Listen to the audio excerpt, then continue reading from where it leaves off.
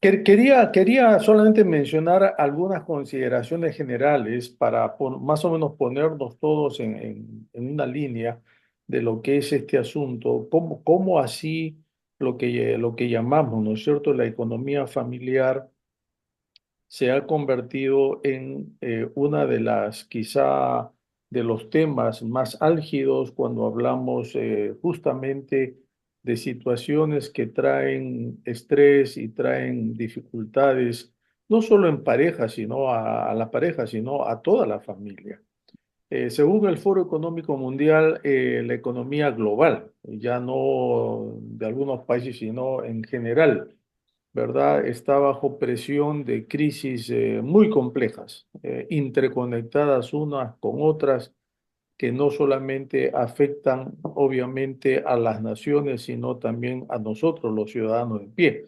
Entre ellas tenemos obviamente todo lo que son las guerras ahora que están sucediendo, particularmente en Europa y el Medio Oriente, que aun cuando quizá a nosotros nos parece muy lejano todo ello, nos afecta y nos seguirá afectando, y cuanto más se alargue eso, más será entonces las consecuencias que veremos. Todavía estamos arrastrando algunas consecuencias del COVID, eh, y eso otra vez algunos lo vemos más que otros. También hay lo que llamamos muchos conflictos sociopolíticos, económicos, que definitivamente ponen a nuestros países en situaciones muy difíciles. Y todo esto, sin lugar a duda, crea una tensión dentro de la familia, tensión que, por ejemplo, se muestra en el hecho de que nuestro poder adquisitivo no es el mismo como era tal vez hace años atrás. Y acá quizá yo debo decir algo.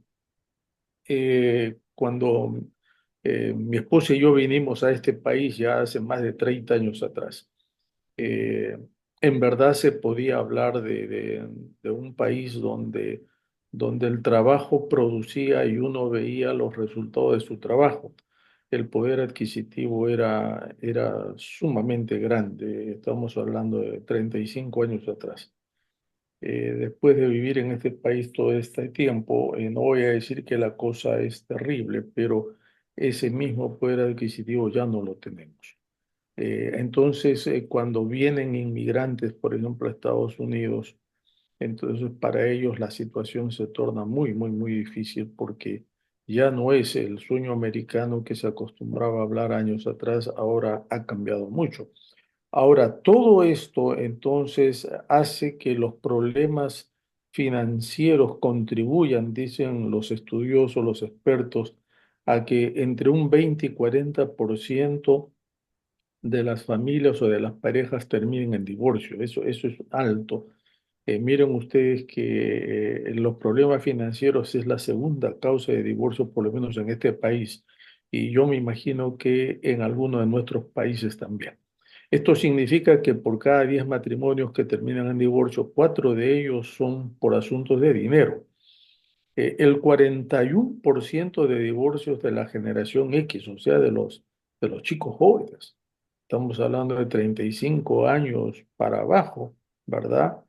Han terminado o están terminando en divorcio. Eso es un, ¿cómo llamaríamos? Eh, Eso es un rate alarmante. Pero el 29 de los baby boomers son mi generación, eh, también están terminando en divorcio por problemas económicos. Eh, y miren ustedes que estas cifras antes eran, si se quiere, un poco distintas. Habían otras razones para el divorcio, pero el asunto financiero es la segunda causa más grande. Y detrás de eso entonces está la pregunta de nuestro tema esta noche, ¿verdad? ¿Qué pasa con el dinero que no nos alcanza? Miramos eh, los estados de cuenta de los bancos, etcétera, y nos damos con la sorpresa de que en verdad no, el dinero no nos está alcanzando, o si nos alcance solamente para las cosas más importantes, alimentos, ropa, pagar el alquiler y esas cosas, pero no para algo más. Cuando nosotros pensamos que las discusiones por dinero son, como digo, la segunda causa principal de divorcio detrás de la infidelidad, porque la infidelidad sigue siendo la primera causa, por lo menos en este país, ¿no? Entonces entendemos que la pregunta de nuestro tema esta noche es muy importante, muy importante. A dónde se fue o a dónde está el dinero? Miren ustedes que cuando nosotros pensamos que si la pareja está unida en todo, entonces no podemos hablar de que la culpa lo tiene él o la culpa lo tiene ella. eh, Tenemos que entender que de ambos son las esperanzas, son los sueños, son las luchas, pero también son quizá las deficiencias que podríamos tener en cuanto a la administración del dinero. Dicho esto, vale la pena entonces que nosotros tengamos en cuenta que los problemas económicos en la familia y el estrés que esto produce va de la mano, ¿no? Estos dos van de la mano. Y no solamente los padres lo sienten, sino también afectan a los hijos, que es quizá lo que más nosotros deberíamos cuidar. Pero ya en nuestros días casi parecería que esto es una norma. ¿Verdad? Yo quisiera rápidamente esbozar algunas sugerencias para un buen manejo del dinero, eh, que en ningún sentido significan reglas o fórmulas mágicas inflexibles, sino simplemente son sugerencias usando el buen sentido, también la experiencia de Rochi y mía, ya son más de 40 años de matrimonio que tenemos, así que ya se pueden imaginar ustedes si no habremos tenido tiempos de vacas flacas y de vacas gordas, como se dice, ¿verdad? Eh, pero yo quiero ir por estas de tal manera que al final podamos inclusive nosotros compartir lo que ha sido nuestra experiencia en este asunto. Pero lo primero que aconsejan todos los consejeros de verdad, de finanzas, etcétera, es hacer un presupuesto mensual. Antes era un presupuesto anual.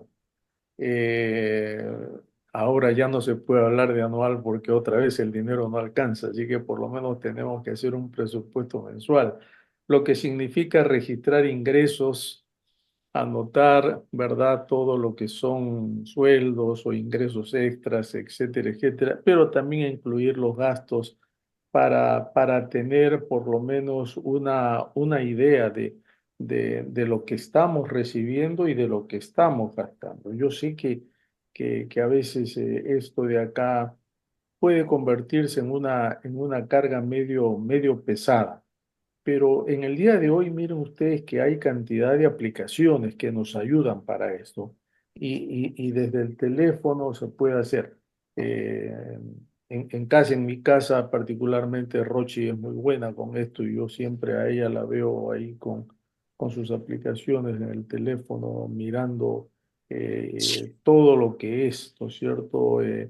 Los movimientos bancarios y todo lo demás que nos ayuda a mantener por lo menos, nos ayuda a mantenernos en línea de lo que nosotros hemos establecido. Pero el establecer límites, aun cuando es muy difícil, particularmente en nuestros días, ayuda muchísimo también porque esto implica, como bien dicen los expertos, que no podemos gastar más de lo que nos ingresa al mes. Y aun cuando en teoría lo sabemos, creo que muchos de nosotros hemos caído en esto. Pero dentro del presupuesto, algo que nosotros como familia podemos dar crédito de su importancia vital es en el ahorro. Ahora, cuando hablamos de ahorro, hay muchos que dicen, pero mira, si con la justa me da para vivir, ¿de dónde saco para el ahorro? y yo creo que sí, eso es una cosa real. Eh, Después que estás casado tantos años como nosotros, es ahí cuando uno se da cuenta del valor del ahorro. Eh, Nosotros, ¿verdad? Podemos ver que algo que se hizo hace 30 años atrás, ahora está pagando sus dividendos, como por ejemplo fue que automáticamente del sueldo que nosotros recibimos, pedíamos que el banco guarde un 5% o algo así, automáticamente. De tal manera que entonces han pasado los años y ni lo hemos sentido. Y ahora cuando ya necesitamos dinero, porque como les dije, ¿verdad? El poder adquisitivo aún en este país no es tanto como lo era antes. Entonces ahí vemos lo que esto ha significado. Y a mí me parece que este es un buen hábito, una buena norma que deberíamos tener, hacer un presupuesto mensual donde inclusive el ahorro, no importa cuán mínimo sea, debería estar como diríamos algo prioritario. Una segunda recomendación que dan los expertos es crear un fondo de emergencia. Y queridos, yo sé que otra vez algunos dicen, "Oh, ¿de dónde saca un fondo de emergencia si no tenemos ni para comer?" Pero miren, nuevamente, estos fondos son importantísimos cuando suceden cosas imprevistas en la familia como gastos médicos, reparaciones urgentes, pérdida del trabajo, etcétera, etcétera, etcétera. Eh, Especialmente en nuestros países cuando no tenemos eh, qué sé yo, ingresos muy grandes o inclusive los seguros no son tan confiables, tener un fondo de emergencia puede ayudarnos a, diríamos, capear la situación cualquiera que ésta sea. Los expertos, los entendidos dicen que deberíamos destinar un 10% de nuestros ingresos a eso. Yo sé que eso quizá es demasiado, pero por lo menos algo podría servirnos para este fondo de emergencia que indudablemente es importantísimo en nuestros días. Una tercera sugerencia es el controlar las deudas. Una vez que uno hace el presupuesto y todas esas cosas, controlar las deudas, particularmente el uso de las tarjetas de crédito o préstamos bancarios, etcétera, entonces es muy importante. Cada vez que nosotros tenemos que pensar en esto, ¿no es cierto? En el uso de las tarjetas, siempre tenemos ya el hábito, tenemos si se quiere así, la disciplina de pagar a fin de mes todo lo que hemos gastado en las tarjetas, porque de lo contrario, los intereses de las tarjetas en verdad nos van a llevar a la quiebra. Como ustedes bien saben, las tarjetas, los bancos viven de eso. Y eso nos va a terminar de hacer un agujero enorme si no lo pagamos. Esto tiene, si se quiere así, lo que llamaríamos una ventaja.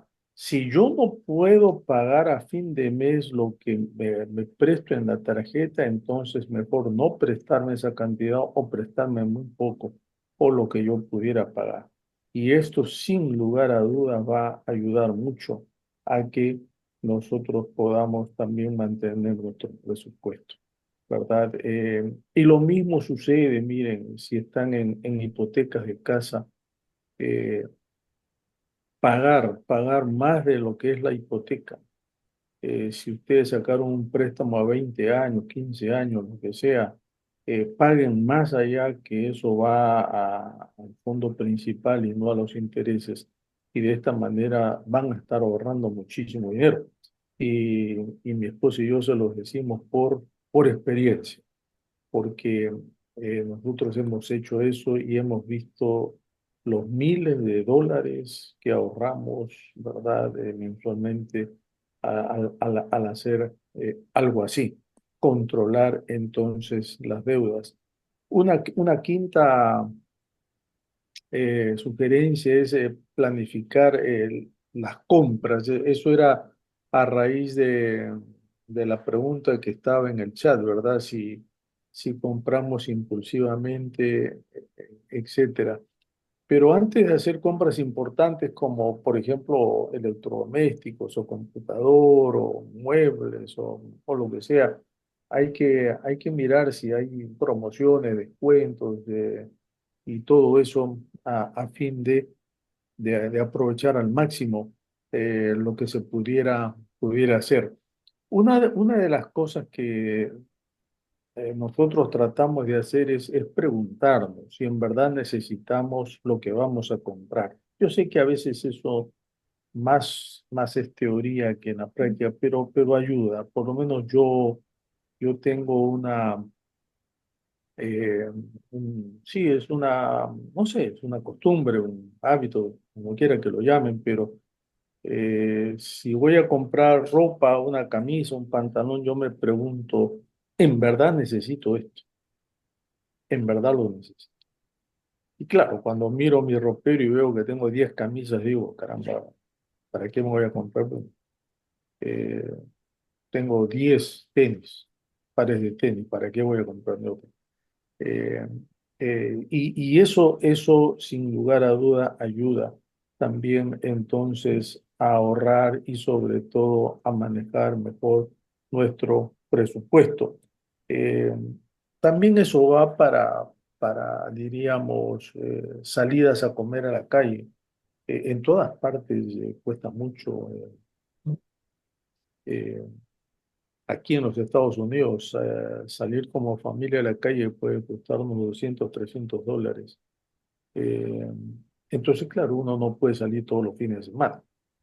Eh, pero eso también hay que diríamos, controlarlo y sobre todo planificarlo a fin de no vernos endeudados o en una situación que, verdad, hemos gastado más de lo que deberíamos. Otra sugerencia que dan los expertos es de involucrar a la familia, especialmente si tienen niños pequeños. Ya mi hija es una mujer adulta, entonces, pero con ella hemos tratado de enseñarle esto, por eso sé que esto resulta, porque es importante que todos en el hogar comprendan la situación financiera. eh, ¿No? Y inclusive ayudar conforme los chicos crecen, enseñarles a que ellos manejen las cuentas de la casa y todo lo demás, preparándolos para que cuando ellos se casen, obviamente puedan hacer lo mismo. Y a mí me parece que esto de acá es importantísimo, o sea, la educación financiera para los niños es importantísimo, pensando entonces en el futuro de ellos también. Algo más, enseñarles la importancia del ahorro y el uso responsable del dinero. Eh, miren ustedes que particularmente cuando las familias tienen un solo hijo, como es nuestro caso, a veces tendemos a dar a nuestros hijos todo lo que ellos quieren. Y a mí me parece que eso es dañino. Eso no les ayuda ni a crecer, ni a madurar, ni tener conciencia del valor del, del dinero.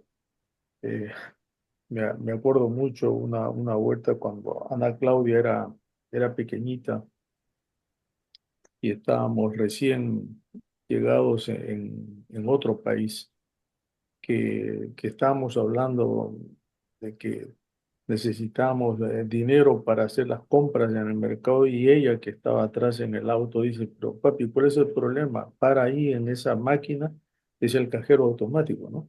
Para en esa máquina, saca dinero y vamos a hacer las compras.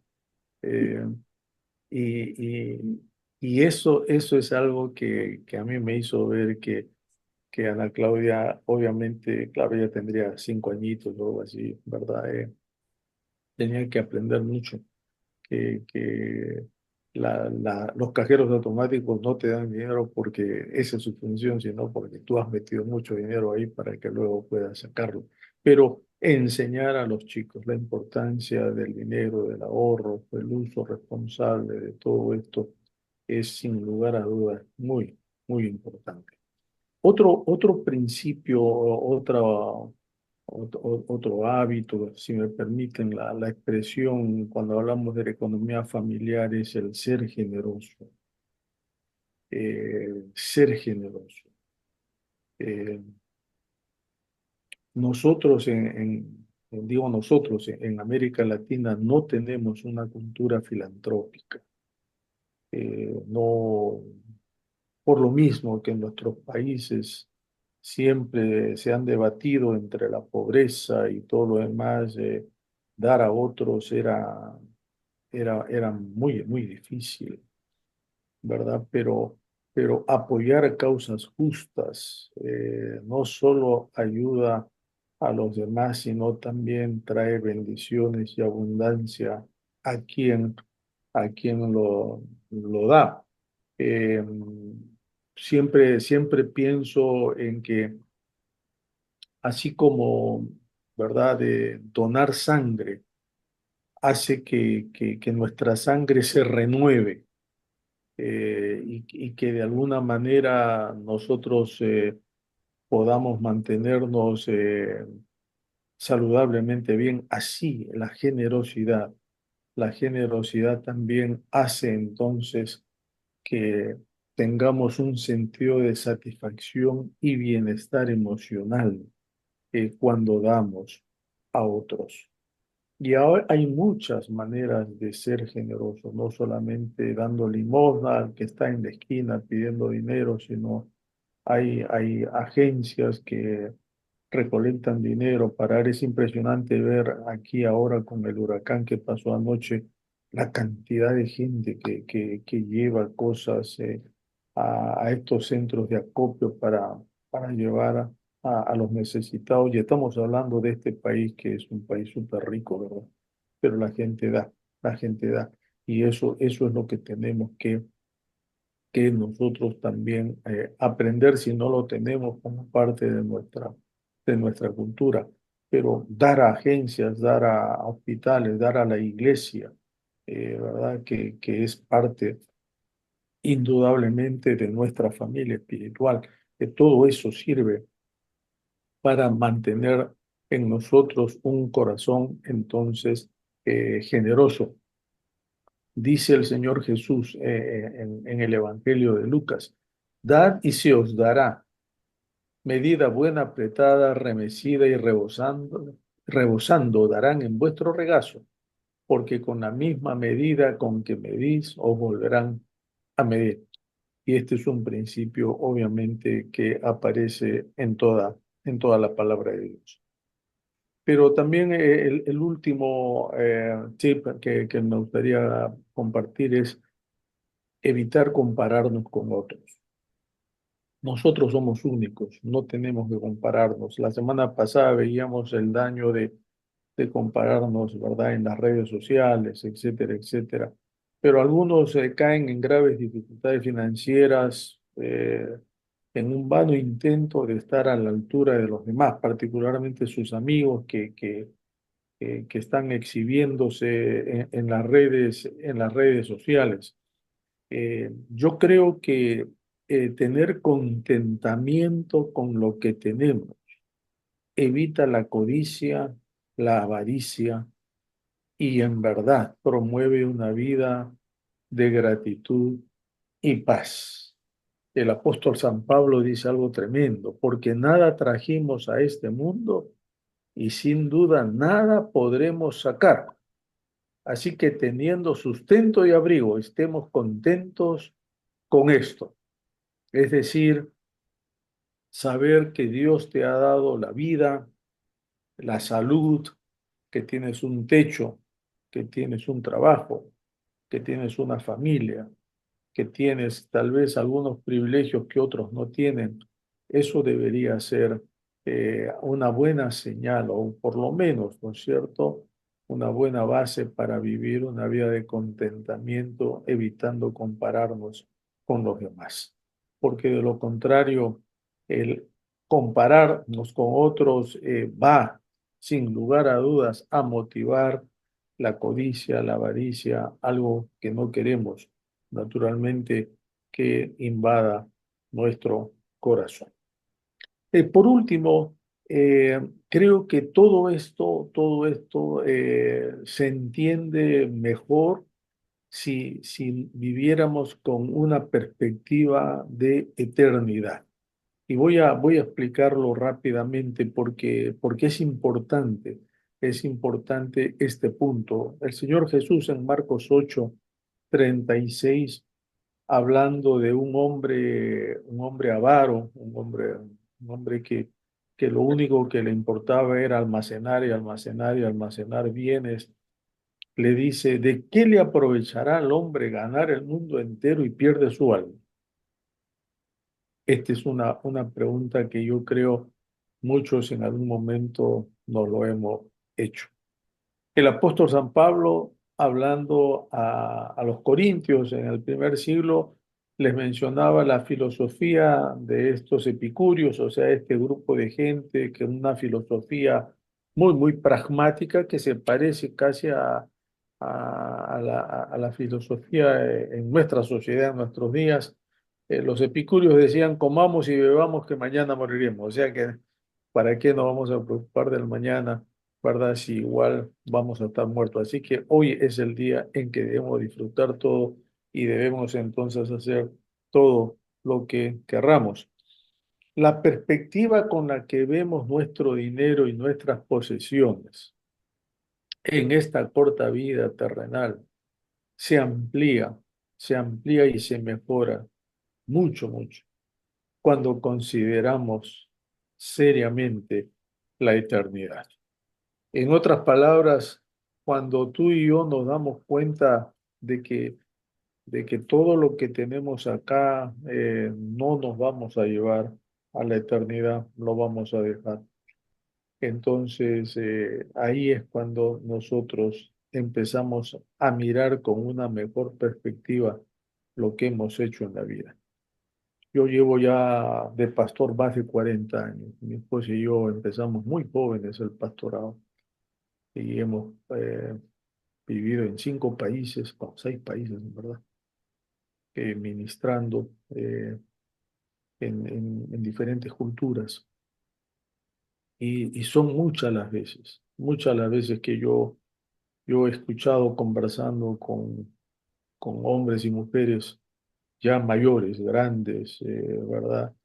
Eh, Les he escuchado con mucha tristeza decir: si tan solo yo hubiera considerado preocuparme de las cosas eternas y no solamente de trabajar bueno, así como los que trabajamos, ¿no es cierto? Sin parar. Otra sería mi vida. Alguien me decía: me he jubilado y ahora, ¿qué voy a hacer? Decía, porque cuando era joven decía: cuando me jubile voy a recorrer el mundo. Y le decía: ya me jubilé y no puedo recorrer el mundo porque mi salud es malísima. Estoy atado a una cama. ¿Qué voy a hacer? Y otros habla en los mismos términos. Es que cuando nosotros pensamos y nos preocupamos entonces en lo que es la eternidad, ya la situación toma otro cariz, ¿no? Una de las cosas que en la Biblia se menciona muchísimo es que Dios es dueño y el dador de todas las cosas. El rey David decía: de ti hablando de Dios, de ti, proceden las riquezas. Y yo creo que eso es sin lugar a duda una de las mayores enseñanzas que nosotros podemos encontrar en la palabra de Dios. No sé si tú sabías, por ejemplo, que Jesús habló sobre el dinero más que cualquier otro tema. Eh, Solamente en los evangelios, en los cuatro evangelios. El Señor enseñó sobre el dinero en 11 de sus 39 parábolas. Yo acabo de terminar de predicar una serie sobre las parábolas. No prediqué de las 39 parábolas, pero fui por 10 parábolas. Y fue impresionante para mí volver a mirar que en 11 de ellas el Señor habla del dinero. ¿Por qué? Porque sin lugar a duda es uno de los temas que a él también le interesaba y uno de los temas que a nosotros, los seres humanos, siempre nos va a preocupar. Por eso que el apóstol San Pablo decía, ¿no? Que donde está tu tesoro, allí va a estar tu corazón. Como enfatizando que justamente si por ejemplo el afán solamente por lo que son tener más y más y más es lo que gobierna tu vida, entonces no vas a tener tiempo para nada más, porque allí va a estar tu corazón. Reconocer este principio, yo creo que es la base para disfrutar de una economía sana en la familia. Cuando entendemos que es Dios quien te da, cuando entendemos que Dios es quien no solamente te permite trabajar, dándote salud, sino que el Señor hace todo lo posible para que tu familia y tú puedan disfrutar de lo que Él ha hecho para ti. Entonces entendemos o entenderemos que si Dios no está en medio de las finanzas, va a ser muy difícil a veces, va a ser muy difícil a veces vencer dificultades que podamos encontrar con este asunto en nuestro hogar.